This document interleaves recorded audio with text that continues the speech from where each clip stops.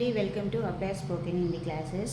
ఈరోజు రెండు వర్డ్స్ తీసుకున్నాము. అవి చూడ్డానికి సేమ్గా ఉంటాయి, ప్రొనౌన్సియేషన్ మాత్రం చాలా డిఫరెంట్. చూడండి, మనము పలికేటప్పుడు కూడా, ప్రొనౌన్స్ చేసేటప్పుడు కూడా మనము తప్పుగానే పలుకుతాం, ఎందుకంటే బై మిస్టేక్గా చేస్తాం, అది కావాలని కాదు. జరూరత్ అంటే అవసరం, జరూర్ అంటే తప్పకుండా. ఈ రెండింటిని మనము దీనికి బదులుగా దీనికి బదులుగా ఇదిగా మనం వాడుతూ ఉంటాం. ఒక్క తా లెటర్ తోటే అర్థం మొత్తము మారిపోతుంది. జరూరత్ అంటే ఏంటి? అవసరం. జరూర్ అంటే తప్పకుండా. సో ఇక్కడ కొంచెం డిఫరెన్స్ ఉంటుంది, కానీ ఇది సిచ్యువేషన్ని బట్టి మనం వాడతాం. అవసరానికి తప్పకుండా అనడానికి చాలా డిఫరెన్స్ ఉంది కదా. సో అందుకని చూడండి, ఒక ఎగ్జాంపుల్ ఇచ్చాను.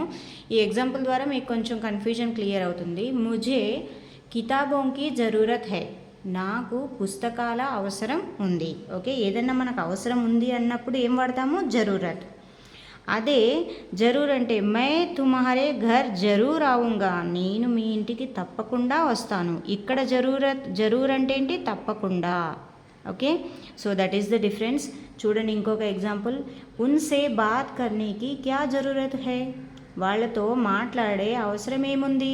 మనం అంటాం కదా, వాళ్ళతో మాట్లాడే అవసరం ఏముంది అని అంటాం కదా. సో దాన్ని ఎలా అంటారు? ఉన్సే బాత్ కర్నేకి క్యా జరూరత్ హై.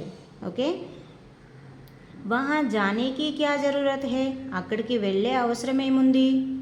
ఓకే, ఎక్కడికన్నా వెళ్తూ ఉంటే అక్కడికి వెళ్ళే అవసరం ఉందా అని అంటాము.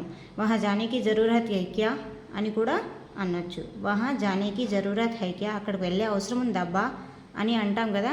సో దాన్ని వహా జానేకి క్యా జరూరత్ హై, వహా జానేకి జరూరత్ హై క్యా అని కూడా క్వశ్చన్గా అలా కూడా అడగొచ్చు. అక్కడికి వెళ్ళే అవసరం ఉందా, ఏముంది? ఓకే, మై తుమ్హారే ఘర్ జరూర్ ఆऊँगा, నేను మీ ఇంటికి తప్పకుండా వస్తాను.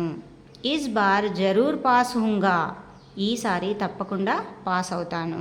ఏదైనా తప్పకుండా అని సెంటెన్స్ వాడుతూ మీరు ఇంకా కొన్ని సెంటెన్సెస్ చేయండి, మీకు ఆ కన్ఫ్యూజన్ అన్నది దూరం అవుతుంది. సిమిలర్గా ఉంటాయండి, సేమ్, చూడడానికి సేమ్గా ఉంటాయి, ప్రొనౌన్సియేషన్ కూడా కొంచెం సేమ్గా అనిపిస్తాయి మనకు, కానీ అర్థాలు మాత్రము చాలా వేరు. ఓకే, సో వాటిని గమనిస్తూ మీరు తప్పులు లేకుండా మాట్లాడడానికి ట్రై చేస్తారని నేను ఈ మీకు ఇలా క్లియర్గా చెప్తున్నాను.